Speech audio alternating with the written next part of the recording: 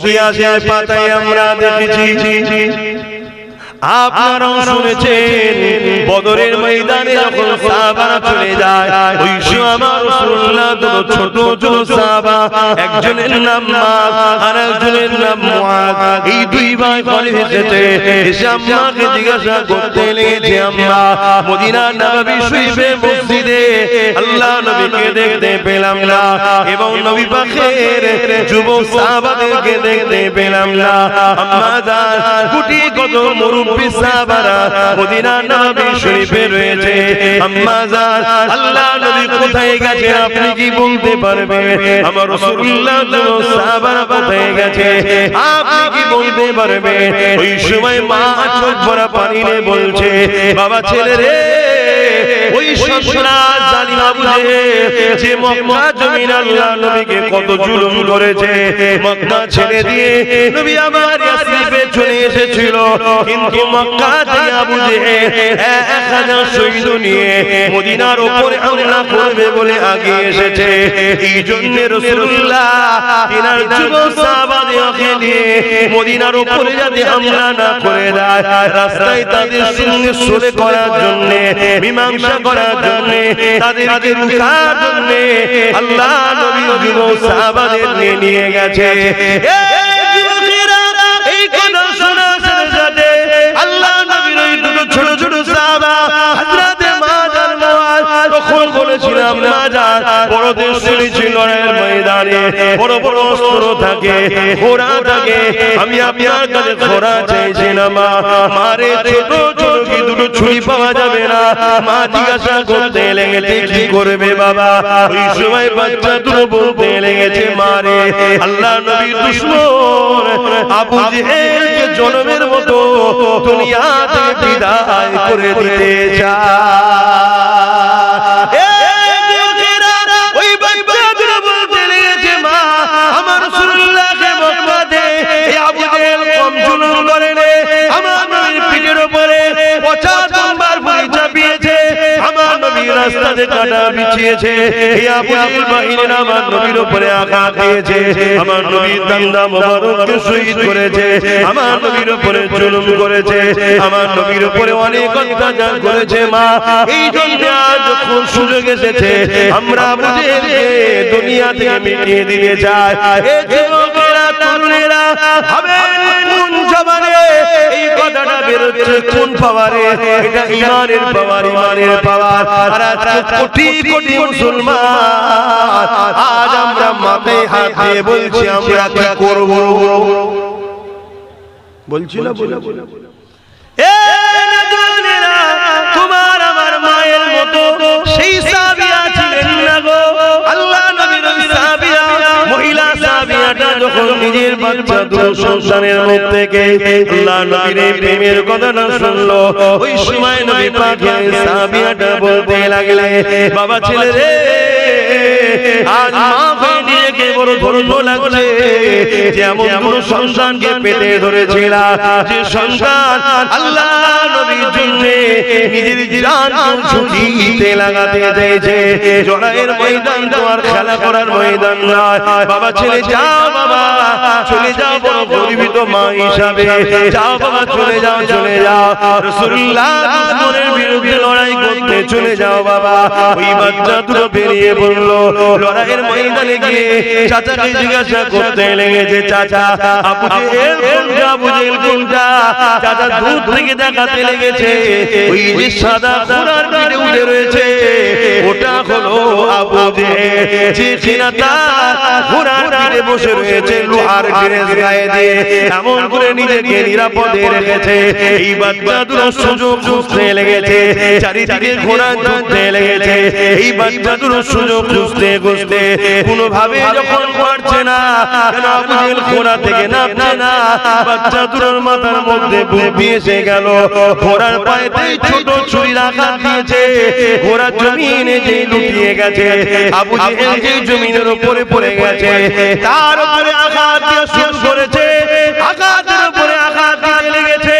আবু জেহেল ছেড়ে দেখতে পেয়ে গেছে, আগে এসে তরোয়ারের আঘাত দিয়েছে এই দুই বাচ্চার মধ্যে থেকে একজনের হাতটা কেটে জমিনে পড়ে গেছে কিন্তু এইদিকে অন্য সাহাবারা এসে ওই বাচ্চা দুটোকে সাইডে সরিয়ে দিয়েছে অনেক বড় কথা লড়াই শেষ হয়ে গেল আবু জেহেল জনমের মতো জাহান্নামে চলে গেল আল্লাহ নবী সাহাবাদের নিয়ে বসে আলোচনা করতে লেগেছে এই দুই বাচ্চা তারা অনেকটা ক্ষত বিক্ষত হয়ে রয়েছে তার মধ্যে থেকে এক ভাইয়ের হাতটা পর্যন্ত কেটে গেছে এই অবস্থায় দাঁড়িয়ে হাত কেটে গেছে ওই যন্ত্রণার কথা খেয়াল করেনি বাচ্চা দুটো গিয়েছে দুই ভাইয়ের মধ্যে কম্পিটিশন শুরু হয়েছে এক ভাই বলতে লেগেছে ইয়া রাসূলুল্লাহ হাবিবাল্লাহ আপনার দুশমনকে আমি মেরেছি আর একজন বলতে লেগেছে ইয়া রাসূলুল্লাহ হাবিবাল্লাহ আপনার দুশমনকে আমি মেরেছি এই কম্পিটিশন হতে লেগেছে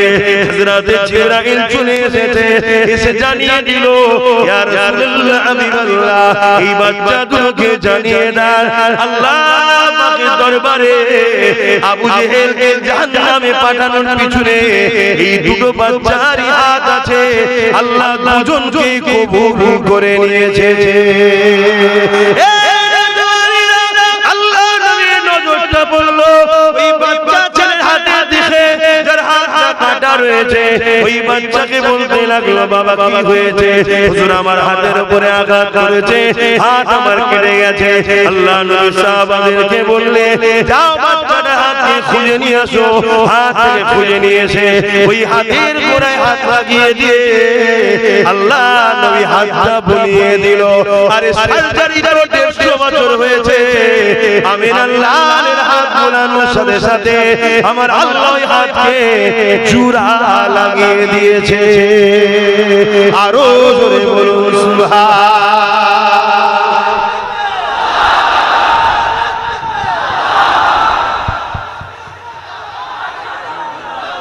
ভাইরা এখন কারো মনে হতে পারে যে ঈশা ওয়াজ করছে কেন ঈশা ওয়াজ করছে কেন আমি জানিয়ে দিই ইসলাম কখনো কোন ধর্মের বিরুদ্ধে লড়াই করেন টোটাল ইসলামের ইতিহাসে একজনকেও দেখাতে পারলে যা শাস্তি দেবে মেনে নেবে ইসলাম সর্বসময় লড়াই করেছে সন্ত্রাস ও জালিমদের বিরুদ্ধে কেউ যদি আজকে জালিমদের পক্ষপাতিত্ব নিয়ে ইসলামের এই আলোচনার বিরোধী করে তার বিরুদ্ধেও তো আমরা যুদ্ধ করতে প্রস্তুত আছেন তো নাকি আওয়াজ হালকা কেন আছেন তো নাকি তোর কথা আমরা পায়ের তলায় রাখি তোর কথার কি হাইসিয়ত আজকে পাকিস্তান যদি আর আগ বেরিয়ে এসে আমাদের দেশের উপরে হামলা করে আমরা কি বলবো না না না মানুষ হয় মেরুনি এটা বলবেন নাকি আমরা দখল করে মেরে পাট করে ব্যান্ডিল করে পাঠিয়ে কি বলবো না বলবো এটা যদি বলতে না পারে সেটা দেশদ্রোহী গাদ্দার দোষ ঠিক না বেটা তাহলে দেশের জন্য দেশের বিদ্বেষী যে হবে তার বিরুদ্ধে লড়াই করা যেমন দায়িত্ব তেমন মানবতাকে বাঁচাবার জন্য মানবতা বিরোধী যারা হবে তাদের বিরুদ্ধে লড়াই করার দায়িত্ব আছে না সেদিন লড়াই হয়েছে মানবতাকে বাঁচাবার জন্য ইনসাফকে বাঁচাবার জন্য ইনসানিয়তকে বাঁচাবার জন্য আবু জেহেল মক্কা থেকে 430 কিলোমিটার আগে সন্ত্রাসী করে মদিনার উপরে হামলা করার প্ল্যান করেছে মদিনার নিজের রাষ্ট্র নবী বাঁচাবার জন্য প্রথমে সোলেতে এসেছিল মীমাংসা এসেছিল তারা যখন কোনোভাবে শুনলো না হামলা চালিয়ে দিল তখন রাসূল বললেন বাবারা ডিফেন্স তো করতেই হবে জোরে বলুন সুবহানাল্লাহ আজ আমরা হাজারবার আসো মীমাংসায় আসো মীমাংসায় আসো মীমাংসায় আসো আজকেও কেউ যদি মনে করে ক্ষমতার জোরে আছে আমাদেরকে যদি বারবার হামলা করে একমাত্র ডিফেন্সে নামবই আমরা কি নামতে হবে না হবে না যেদিন নামবো সেদিন আজকের ফেরাউনের আওলাদদের বুঝিয়ে দেব যেদিন নামবো আজকের নমরুদের উত্তরসূরিদেরকে বুঝিয়ে দেব যেদিন নামবো আজকের হতভাগা আকবরদের চেলা আকবরের গুণদের বুঝিয়ে দেব যেমন আমার বাংলায় একটা আকবরের বোন আছে, জানেন জানেন না? সেদিন আকবর ক্ষমতার জোরে কোরআন মিটাবার জন্য দিলে ইলাহি লিখেছিল, দিনে ইলাহি। আর আজকে আকবরের বোন লিখতে তো পারে না, অত ক্ষমতা হয়তো নেই, কাল দেখাতেও পারে, জানি না। তার আগের ক্ষমতার দড়ি আমরা কেটে দেবো ইনশাআল্লাহ। তো সেই জায়গায় একটু বলছে কোরআন মিটে যাবে, উন্নয়ন মিটবে, বলেছে না? বলে না? হ্যাঁ, এটা আকবরের বোন। আকবরকে জানেন? আরে মুগলে আজম আমার ভারতে আকবর ছিল, জানেন তো নাকি? হ্যাঁ, একই লাইনের কথা বলছে, দেখেছেন তো? ও কোরআন মিটাবে বলে দিনে ইলাহি লিখেছিল, আর এই কোরআন মিটে যাবে, উন্নতি মিটবে না বলছে। শুনছেন তো নাকি? আর এই কথা শুনে কোন মুসলমানের আবার রাগ হবে না তোমার উপরে? যদি রাগ হয় মাফ করবেন, আমার সন্দেহ হয় ও হয়তো আমাদের ঘরে এসেছে কিন্তু প্রোটেকশন আমাদের না। আমার ডাউট হচ্ছে ভাই, কেন মুসলমান যত খারাপই হোক কোরআনের বিরুদ্ধে দাঁড়াতে পারে? ঠিক না বেটি? হতে পারে হালকা বয়সে গুনাহ করেছে, সিনেমা দেখেছে, যাত্রা গেছে, ফাংশনে গেছে, মদ খেয়েছে, জেনা করে ফেলেছে, হাজারো পাপ করেছে, আমি স্বীকার করছি হালকা বয়সে হয়ে গেছে। কিন্তু মুসলমানের খুন কোরআনের বিরুদ্ধে যেতে এটা বাস্তব কথা, কিন্তু ঠিক না বেটি? কোন মাতালকেও যদি যে বলা হয় পুরো মদ খেয়ে চলে একদম ভোর, হয়তো শুয়ে পাও দিকে বলছে আমি এখন বর্তমান ডোনাল্ড ট্রাম্প, হয়তো এই খবর দেখছে, তাকেও যদি বলা হয় এই কোরআনটা পুরো রাতে দুই গ্লাস মদ দেয়া হবে, সে মনে ওই অবস্থায় উঠে দাঁড়িয়ে মুখে লাথি মারবে। আমি কি ভুল বলছি? কারণ ও ভুল খাচ্ছে ঠিকই, কিন্তু ও মুসলমানের খুন তার প্রমাণ দিচ্ছে।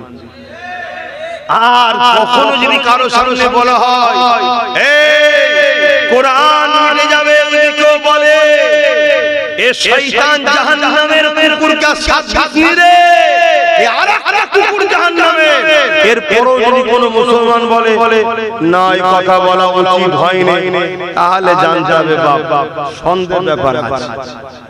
আমি বাকিটা বেশি খুলে বলছি না, আশা করছি আপনারা জ্ঞানী জ্ঞানী মানুষ, অন্য কিছু না বুঝলেও এটা ভালো। কি অসুবিধা? সে জেলা সাহেবই হোক না কেন রে বাবা,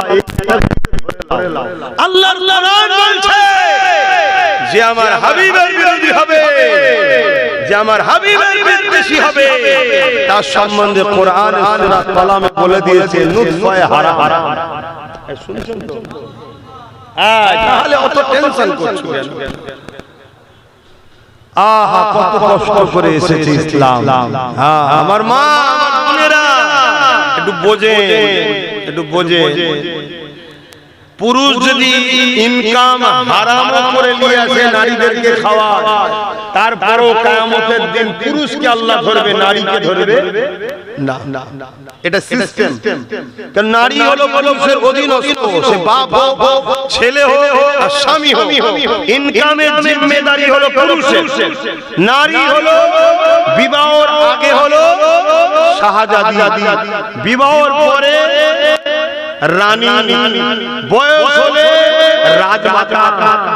তার সম্মান আল্লাহ এত দিয়েছে, সে বসে বসে খাবে। শুনছেন তো নাকি? কিন্তু ইনকামের জিম্মেদারি কার মাথায়? পুরুষে এসে ভ্যান চালিয়ে আনবি না মুঠে গিরে করবি, কি কষ্ট করে করবি, খাবার দায়িত্ব তোর। এবার পুরুষ যদি হালাল না খাইয়ে হারাম খাওয়ায়, নারী আল্লাহ কিয়ামতের দিন ধরবে না, ওর স্বামীকে, ওর ছেলেকে, ওর বাপকে ধরে ধরবে। কিন্তু আমার মা বোনেরা হারাম যে খায় তার দোয়া কবুল হয় না। আজকে বড় প্ল্যান করে আমাদের দোয়া যদি এদিক ওদিক হয়ে যেত, মায়েদের দোয়াটা কবুল হতো। বড় প্ল্যান করে শয়তানরা দেখুন সামান্য 1000-1500 টাকা মদ বিক্রি করাতে দিল, খা, এটা তোর ইনকাম, এটা কার ইনকাম? তার মানে ওই জায়গাটা শেষ করে দিল। কিন্তু আমরা বুঝবো, আমরা ভাবছি আমাদের দরদি, দরদি যদি হতো তাহলে তোমার বাচ্চাকে আইএস বানাতো, আইপিএস বানাতো, জজ বানাতো, ডিএম বানাতো, ভিডিও বানাতো, তোমার বাচ্চাকে এডুকেশন দিত, চাকরি দিত, তবেই তোমার দরদি হতো। ভিক্ষা কখনো দরদিরা দেয় না, ভিক্ষা যে দেয় যায় সে তোমার দুশমন ছাড়া অন্য কিছু নয়। আজ এ জাতি এত ভিখারি কেন? হাত পাতলি পাই বলে দেয়। দিয়া বন্ধ করে দিক সবাই, দেখবেন সব ভিখারি হয়ে যাবে। এত যাকাত দেওয়া হচ্ছে, ভিখারি ভিখারি কথা বলে কেন? হাত পাতলি যখন পায় এর চেয়ে সহজ কি রাস্তা আছে? হাঁটবো কেন? মনে রাখবে এখন একটা পরিকল্পনা হচ্ছে আমাদেরকে মিটিয়ে দিবা। তাই আমি আর একটুখানি আগে যাচ্ছি। আল্লাহ নবী ওই বান্দিটাকে, আল্লাহ নবী ওই উম্মতিটাকে বলতে লাগলো, ওই মহিলাটা যে বাচ্চাটাকে কোলে করে নিয়ে বলতে লেগেছে, ইয়া রাসূলুল্লাহ হাবিবাল্লাহ, আমি এই লড়াইয়ের জন্য এই বাচ্চাটাকে দান করতে এসেছি। একটু বলি না কি অসুবিধা হচ্ছে?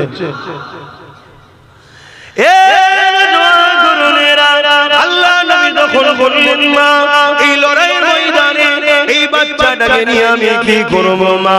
ওই মহিলা বলতে লেগেছে, ইয়া রাসূলুল্লাহ হাবিবাল্লাহ, লড়াইয়ের ময়দানে আমার বাচ্চা হাঁটতে পারে না, আমার বাচ্চা তীর মারতে পারবে না, আমার বাচ্চা কোনো কাজে লাগবে না, ইয়া রাসূলুল্লাহ হাবিবাল্লাহ আমি জানি, তবে হুজুর এই বাচ্চাটাকে আমি আপনার কাছে দান করছি। আমার সাহাবা ভাইদের অনেকের ঢালাই বা আপনার সামনেতে যখন তীর মারবে আপনার দিকে, এই বাচ্চাটাকে আপনি ঢাল হিসাবে ব্যবহার করবেন। ওই জালিমদের তীর আপনাকে না লেগে এই বাচ্চাকে লাগবে। ইয়া রাসূলুল্লাহ হাবিবাল্লাহ, কাল কিয়ামতের ময়দানে আমি মা আল্লাহ পাকে শুকরিয়া আদায় করে বলবো, ও রব্বি আল্লাহ, আপনি আমাকে একটা সন্তান দিয়েছিলেন, ওই সন্তানটা নাই সত্যি ইনসাফের জন্য আপনার হাবিবের কাছে আমি ঢাল হিসাবে দিয়ে দিয়েছিলাম, এর উসিলায় আমি নাজাতের আশা রাখবো। আল্লাহ নবী বড় খুশি হলেন, বাচ্চাটাকে কোলে নিয়ে আদর করে ওই মাকে দিয়ে বলতে লাগলেন, মহিলা রে, এই বাচ্চাটাকে লালন পালন করে বড় করো, আমি রাসূলুল্লাহ দোয়া করি এই বাচ্চা একদিন ইসলামের মুজাহিদ হবে। মা মায়ের প্রেম দেখিয়েছে, রাসূল রাহমাতুল লিল আলামিনের বৈশিষ্ট্য। আর আজকে আমাদের মায়েরা কি করছে বলো? কেন সহজে আমরা ইসলাম পেয়েছি, সহজ আমাদের খেয়ালি আজকে চারিদিক দিয়ে ঝাঁপিয়ে পড়ে ইসলামের উপরে আঘাত করা হচ্ছে।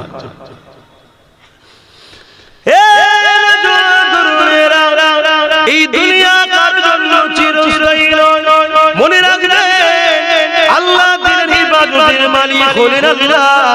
দুনিয়া যতই শক্তিশালী দেখাক না কেন, যুগে যুগে ইসলামের উপরে আঘাত যারা করেছে, আমার আল্লাহ পাক তাদের জন্য দুটো ফয়সালা করেছে। হয় তার নাম নিশানাকে মিটিয়ে দিয়েছে নমরুদের মতো, ফেরাউনের মতো, সাদ্দাতের মতো, আবু জিরুজবা সাইবার মতো, ইজিদের মতো, হিটলারের মতো, চিঙ্গিস খানের মতো, এমন করে পুরুষের মতো আল্লাহ তাদেরকে মিটিয়ে দিয়েছে। বাবার দেশের হতভাগা আকবরের মতো মিটিয়ে দিয়েছে। কিন্তু আর একটা ফয়সালা হলো, যারা ইসলামের বিরোধী করেছে, আমার আল্লাহ তাদেরকে ইসলামের খাদেম বানিয়ে দিয়েছে। ইসলামের বিরুদ্ধে যুগে যুগে মানুষ লেগেছে, আজও লাগছে। আল্লাহ ইসলামের হিফাজতের দায়িত্ব নিজে নিয়েছে। কিন্তু মনে রাখবেন আমাদের একটা তো কর্তব্য দায়িত্ব রয়েছে। এই দায়িত্ব যদি পালন না করতে পারি, আল্লাহ পাকের কাছে জবাবদি হতে হবে। যেমন ইসলামের বিরোধী করেছিল হযরত ফারুক আযম, তখন হযরতও ছিল না, ফারুকও ছিল না, আযমও ছিল না, শুধু নাম ছিল উমর, খাত্তাবের বেটা উমর। কিন্তু আমি এইভাবে বলতে পারবো না, আল্লাহ তাকে বিশাল শান ও করেছে হযরত ওমর ফারুক হিসেবে বলবো। তিনি একদিন আবু জেহেলকে নাকে ডাকলো, ডেকে বলতে লেগেছে, ওমর রে, আজ মুহাম্মদ সাল্লাল্লাহু আলাইহি ওয়াসাল্লামের দিকে মানুষ দলে দলে দলে দলে বাড়তে লেগেছে। আজ মুহাম্মদ রাসূলুল্লাহর দিকে 39 জন ইমানের কলেমা পড়ে মুহাম্মদ রাসূলের দিকে চলে গেছে, তার দলে দিয়ে মানুষ যেতে লেগেছে। আমাদের ভয় হচ্ছে মুহাম্মদকে রুখা না যায়, তাহলে আমাদের সাম্রাজ্য মিটে যাবে। আমরা যে মানুষের মধ্যে ত্রাস তৈরি করেছি, আমরা যে মানুষের মধ্যে আতঙ্ক তৈরি করেছি, আমরা যে মানুষের মধ্যে রাজত্ব কায়েম করেছে, এটা মিটে যেতে পারে মুহাম্মদ রাসূলকে রুখা না যায়। আমি আবু জেহেল মনে করি এই উমর এই কাজ তুমি ছাড়া অন্য কেউ পারবে না। কেন আল্লাহ উমর ফারুককে এত ক্ষমতা দিয়েছিলেন। 25 বছর যখন বয়স ছিল, ওনার মোকাবেলায় দাঁড়াবার মতো কারো কোনো ক্ষমতা ছিল না। আবু জেহেল উমর ফারুককে বোঝাতে লাগলো। ওই সময় উমর ফারুককে আবু জেহেল বলতে লাগলো, 200 লাল উট দিয়ে ঘোড়া দেওয়া হবে, ইত্যাদি ইত্যাদি অনেক ধন দৌলত দেওয়া হবে। এই দিয়া দিবি কাজটা আজকে নতুন নয়, যেমন আজকে চলছে। কাউকে বলছে গাড়ি দেওয়া হবে, আলো দেওয়া হবে, গাড়ি বাড়ি দেওয়া হবে, চলছে তো নাকি?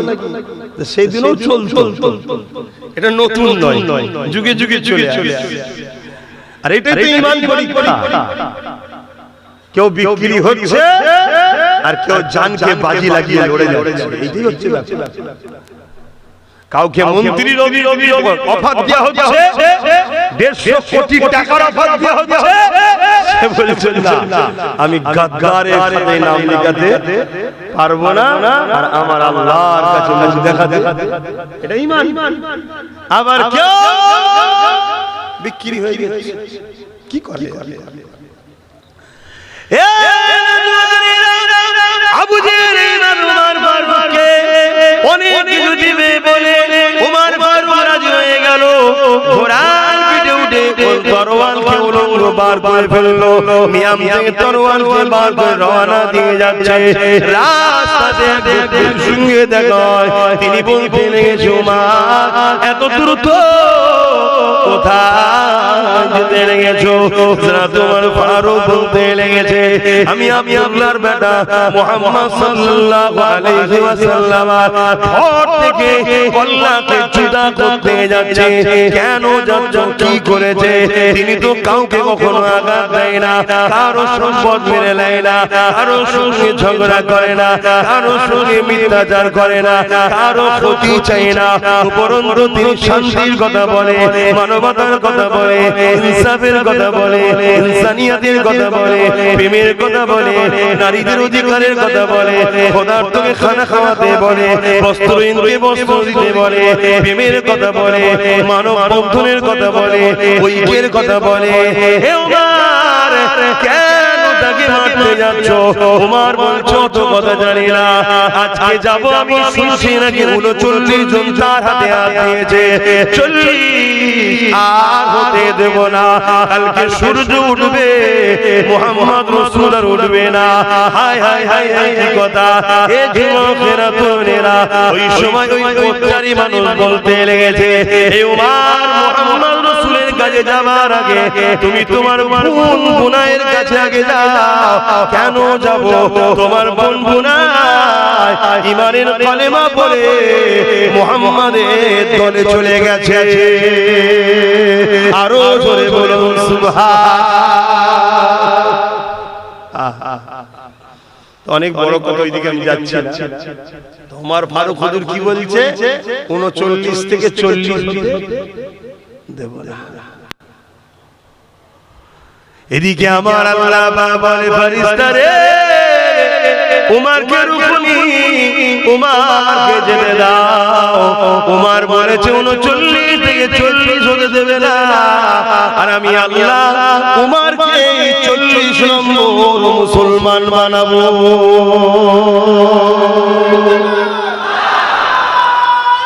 আল্লাহ। বাবরি মসজিদে যে আঘাত প্রথম দিয়েছিল, তার দ্বারা 100 মসজিদ করাচ্ছে যিনি, তিনি কে? বলবেন তো জোরে জোরে। বাবরি মসজিদে প্রথম যে আঘাত দিয়েছিল, তার হাতে আবার তার দ্বারা 100টা মসজিদ তৈরি করে নিচ্ছেন যিনি কে? আরো জোরে বলেন কে? আল্লাহ।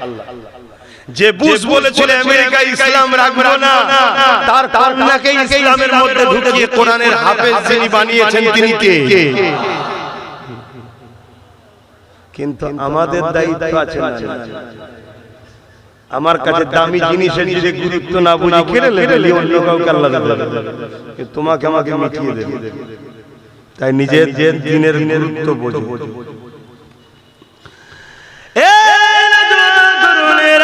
হযরত ওমর ফারুক রাদিয়াল্লাহু তাআলা এমন সময় তিনি রওনা দিয়ে দিলেন। ওমর ফারুক হুজুর যাওয়ার পরে আমার রাসূলুল্লাহ যে ঘরের মধ্যে রয়েছে এই ঘরে দরজার করে আঘাত দিল। ঘরের মধ্যে 39 জন সাহাবাদের নিয়ে আল্লাহ নবী দ্বীনের মেসেজ শোনাচ্ছে, দ্বীনের কথা শেখাতে লেগেছে। ওমর ফারুক দরজার করে আঘাত দিয়েছে।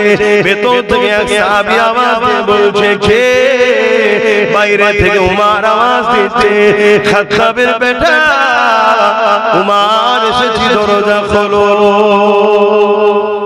সাহাবাদের মধ্যে মুখোমুখি তাকাতাকি হচ্ছে, আমাদের আর বাঁচা যাবে না। এত পাওয়ার ছিল, এত ক্ষমতা। আল্লাহ নবী চাচা জান হযরত হামজা রাদিয়াল্লাহু তাআলা তার কয়েকদিন আগে নবীর হাতে দিয়ে ঈমানের কলেমা পড়েছিল। তিনিও ছিলেন মক্কার সুপার পাওয়ারদের মধ্যে একজন। তখন তিনি ওই মজলিসে বসে রয়েছে। তিনি বলতে লাগলেন, ইয়া রাসূলুল্লাহ, হাবিবাল্লাহ, হুজুর আপনি আমাকে ইজাজত দেন, উমার মাকাম করে আমি হামজা খুমসা কমতি নয়, হুজুরকে আমি ছাড়ব না, আপনি আমাকে ইজাজত দেন। আল্লাহ নবী মুচকি হাসলেন, কেন কানেকশন তো নবীর সাথে আল্লাহর, বাকি তো কেউ জানে না। নবী আমার ইরাদা করে আল্লাহকে বলেছিলেন, ও রব্বে আল্লাহ, দুজনের মধ্যে একজনকে ইসলামের মধ্যে যদি আপনি এনে দেন আমাদের জন্য বড় উপকার হবে। এক আবু জেহেল নয় খাত্তাবের বেটা উমার, আমার আল্লাহ দোয়া, নবীর দোয়া উমারের কপালে কবুল করে নিয়েছে। এটা রাসূলুল্লাহ বুঝতে পেরে গেছে। এই নবী বলতে লাগলেন, আমার সাহাবারা দরজা খুলে দাও, দেরি করো না গো, উমারকে আসতে দাও, উমারকে আসতে দাও। উমারের দরজা খুলে দেওয়া হলো। উমার আগে আগে আসে, পিছনে হযরত হামজা নবী পাকের কাছে দাঁড়িয়ে গেছে। দাঁড়িয়ে গিয়ে বলছে, উমার মনে রেখে দিও, আমি হামজাও কমতি নয়, তুমিও যদি পালোয়ান হও আমিও কোনো কমতি নয়। উমার যদি খারাপ ব্যবহার করো তোমাকে কিন্তু ছেড়ে দেওয়া হবে না। উমারের চলো চলো, আল্লাহ নবী বলে, চাচা যান উমারের রাস্তা আটকাবেন না, উমারকে আসতে দেন। হযরত উমার আগে চলে এলেন রাসূলুল্লাহর একেবারে কাছে। নবী পাক উমারের জামার খোঁড় ধরে টান দিলেন। হুজুর বসে পড়লেন। বসে পড়ার পরে আল্লাহ নবী শুধু বলতে লাগলেন, হে উমার, এখনো কি সময় হয়নি আল্লাহ ও রাসূলের দিকে ফিরে আসা? যেই বলেছে উমারের চোখ দিয়ে পানি গড়াতে লেগেছে। ইয়া রাসূলুল্লাহ, ইয়া হাবিবাল্লাহ, হুজুর আপনি আমাকে ক্ষমা করে দেন, আমি উমার এই তরোয়াল নিয়ে বেরিয়েছিলাম আপনার পথ থেকে কল্লাকে আলাদা করব বলে, কিন্তু আজকে উমার আপনার কদমে একটু জায়গা চাইছে। বাকি যতদিন বাঁচব ইয়া রাসূলুল্লাহ আপনার গোলাম হয়ে পাহারাদার হয়ে থাকতে চাই। আরো জোরে বলুন সুবহানাল্লাহ।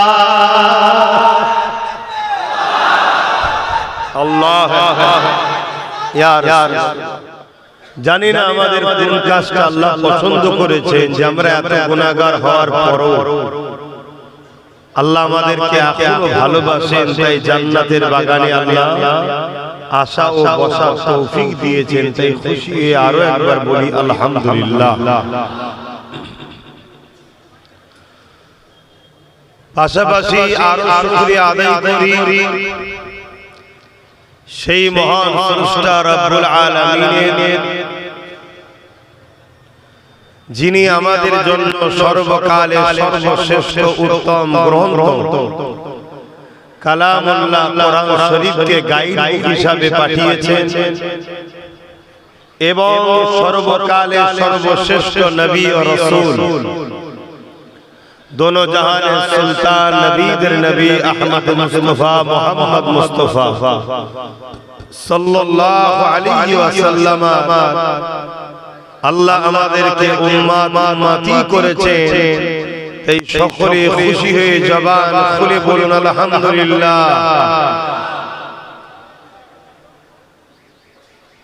আমরা ইসলাম ধর্মের অনুসারী।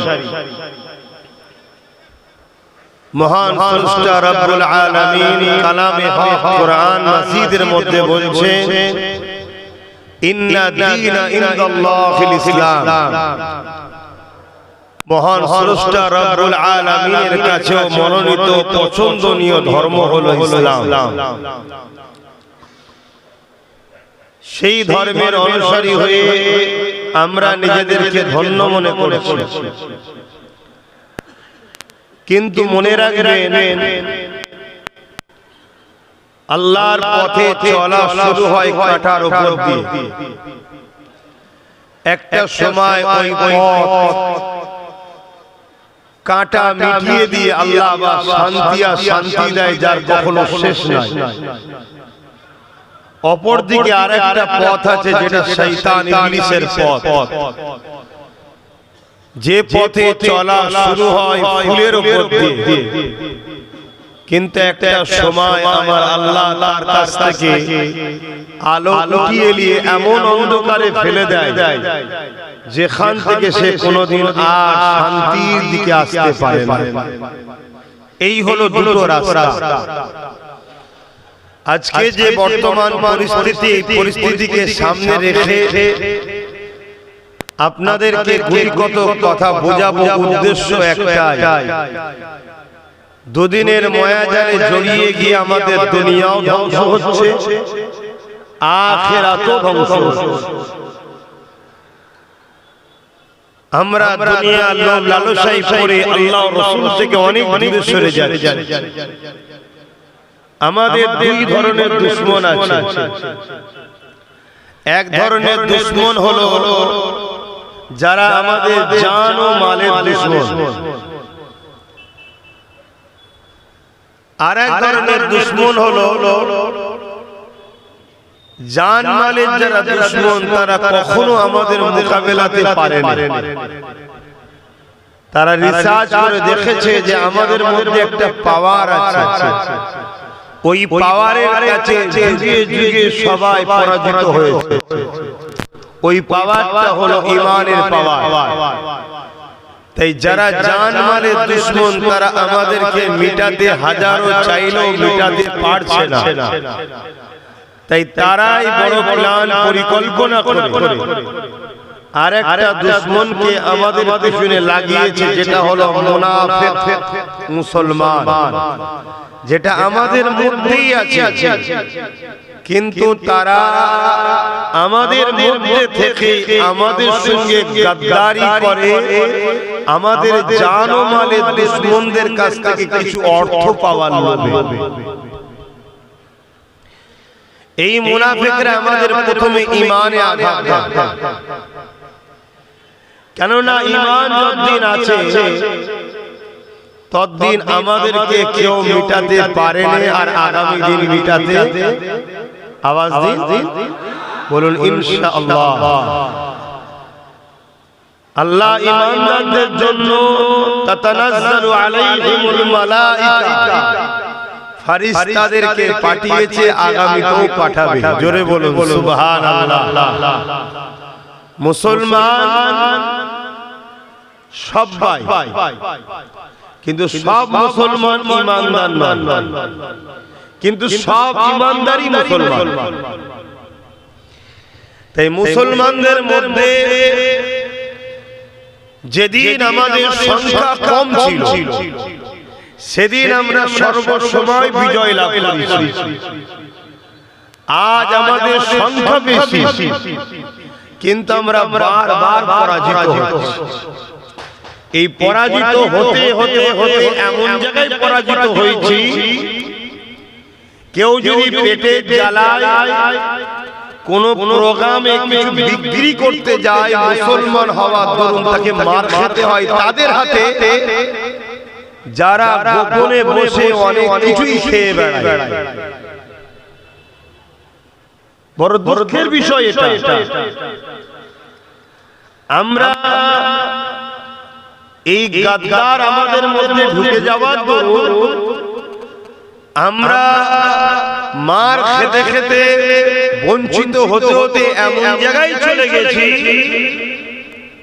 আজ আমরা নিরাপদে নাই যে আমাদের মসজিদ গুলো আগামী দিন থাকবে কিনা, মাদ্রাসা গুলো থাকবে কিনা, আগামী দিন আমাদের বাচ্চারা ইসলাম পাবে কিনা। এই জায়গায় আমরা পৌঁছে গেছি। এর কারণ সেদিন আমাদের সংখ্যা কম ছিল, বদরে, ওহুদে, খাইবারে, মোতাতে, বিভিন্ন জায়গাতে, কিন্তু বিজয় আলহামদুলিল্লাহ আমরাই পেয়েছি। আর আজকে এত সংখ্যা, সব থেকে যদি কেউ লাঞ্ছিত, অপমানিত, পদদলিত, বেউজ্জতি হয় সেটা আমরা।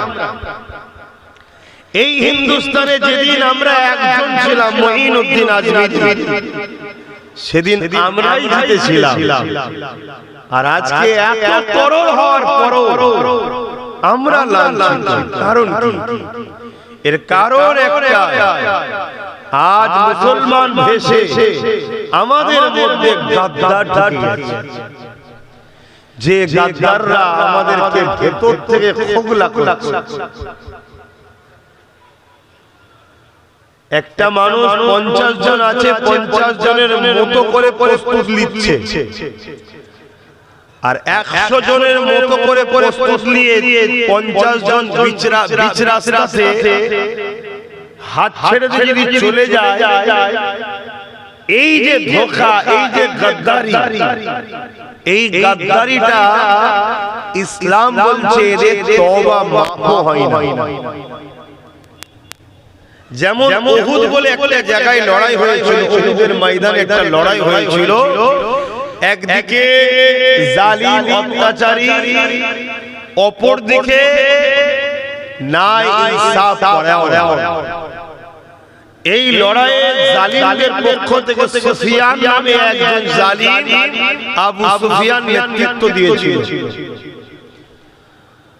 সেই লড়াইয়ে ইনসাফের পক্ষে দোনো জাহানের সুলতান, নবীদের নবী আহমদ মুস্তাফা প্রফেট মুহাম্মদ সাল্লাল্লাহু আলাইহি ওয়াসাল্লাম নেতৃত্ব দিচ্ছিলেন মজলুমদের হয়ে, গরীবদের হয়ে, মানবতার হয়ে, সত্যের হয়ে। জোরে বলুন সুবহানাল্লাহ।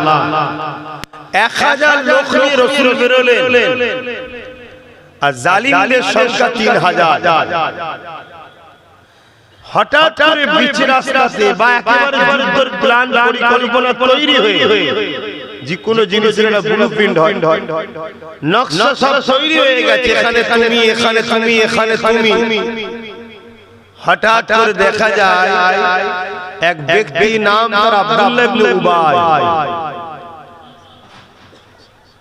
সে হঠাৎ করে 300 সৈন্য নিয়ে সাহাবাদের থেকে, রাসূলের থেকে সরে গেল। এই যে গাদ্দার, আল্লাহ রাসূল বলছে এদের তওবা আল্লাহ মাফ করে না, এদের তওবা কবুল হয় না। এই যে বীজখানে ধোঁকা দিয়ে দেওয়া, এর জন্য 70 জনের কাছাকাছি, বেশি অধিক, বেশিরভাগ রাতে 70 জন আমার নবীর জলিলুল কদর সাহাবা হুজুর শহীদ হয়ে গেছে। তাহলে আজ এরকম গাদ্দার আমাদের মধ্যে আছে না? আমাদের প্রথম কাজ হবে সেই গাদ্দারদের ঘরে ছিনা। নচেত আমরা যে জায়গায়, যে মোড়ে এখন দাঁড়িয়ে আছি, এখান থেকে আমরা উদ্ধার হওয়া খুবই মুশকিল। যুগে যুগে ইসলাম ও মুসলমানদের ক্ষতি প্রকাশ্য দুশমনরা করতে পারেনি। তাদের সংখ্যা যত বিশালই ছিল না, আর একটা লড়াইয়ের কথা আপনাদের শোনাচ্ছি, মুতার যুদ্ধ। 3 লক্ষ 2 লক্ষ হলো জালিমদের দিকে, আর আমাদের ছিল মাত্র 3000। কোথায় 2 লক্ষ আর কোথায় 3000? কিন্তু 3000 এর মধ্যে গাদ্দার ছিল না। তাই সেই লড়াইয়ে তো হিকমার সাথে আল্লাহ আমাদেরকেই বিজয় দিয়েছে। জোরে বলুন সুবহানাল্লাহ। ভাবতে পারছেন? আরো একটা কথা আপনাদের শোনাই, এগুলো আমাদের পূর্বপুরুষদের ইতিহাস, আমরা আমাদের ইতিহাস ভুলে গেছি। আল্লাহ আমাদেরকে কি নিয়ামত করেছে আমরা ভুলে গেছি। আরেকটা লড়াই, একদিকে 4 লক্ষ আর একদিকে মাত্র 12,000। 4 লক্ষ ছিল জালিমদের আর 12,000 ছিল আমাদের। আলহামদুলিল্লাহ 12,000 এর সামনে 4 লক্ষ এক মুহূর্ত টিকে থাকতে পারলো না। শুধু হেরেছে নয়, জমানা জব্দ হয়ে পালাবার রাস্তা খুঁজে পাইনি। জোরে বলুন সুবহানাল্লাহ। কেন 12,000 এর মধ্যে গাদ্দার ছিল না? আমি কি অচি বুঝছেন তো নাকি? নামাজ তো পড়তেই হবে, রোজা তো রাখতেই হবে, হজ তো করতেই হবে, কিন্তু নামাজ পড়েও 72 দল জাহান্নামে যাবে না। রোজা রেখেও 72টা দল জাহান্নামে যাবে না। কেন? গাদ্দার। আমাদের মধ্যে ঢুকে বসে আছে যাদের এই গাদ্দারদের জন্যই আজ আমাদের ঐতিহাসিক সম্পদ, ইসলামের ঐতিহ্য, আমাদের মসজিদ, আমাদের মাদ্রাসা, আমাদের কবরস্থান, আমাদের ঈদগাহ, আমাদের খানকাহ, আমাদের মাকতবা, আমাদের সব কিছু আজ বেদখল হয়ে গেছে।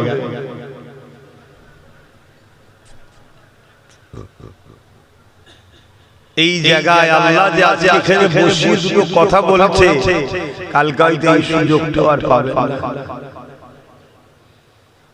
যদি আমরা গাফিল হয়ে থাকি, আর যদি আমরা জাগি ও গাদ্দার মুক্ত সংগঠিত হই, আবার মসজিদ ফিরে পাবো, আবার মাদ্রাসা ফিরে পাবো, আবার কবরস্থান ঈদগাহ ফিরে পাবো, আবার সব যেমন ছিল তার থেকেও ভালো হয়ে যাবে। বলুন ইনশাআল্লাহ।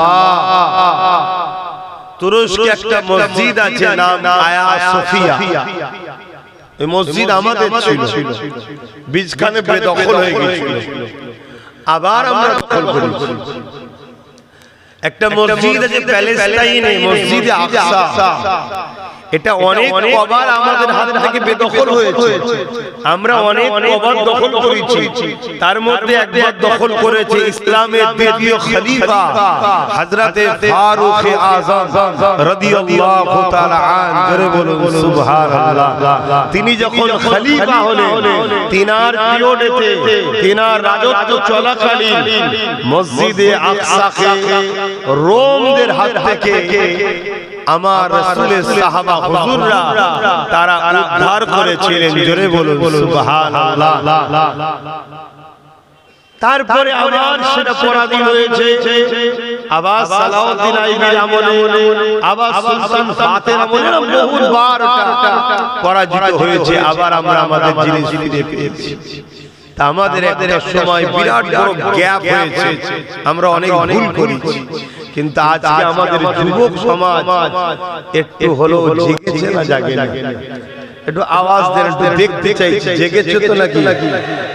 হাত তুলে বলুন জেগেছে তো নাকি? একটু হুশ করে কাজ কর।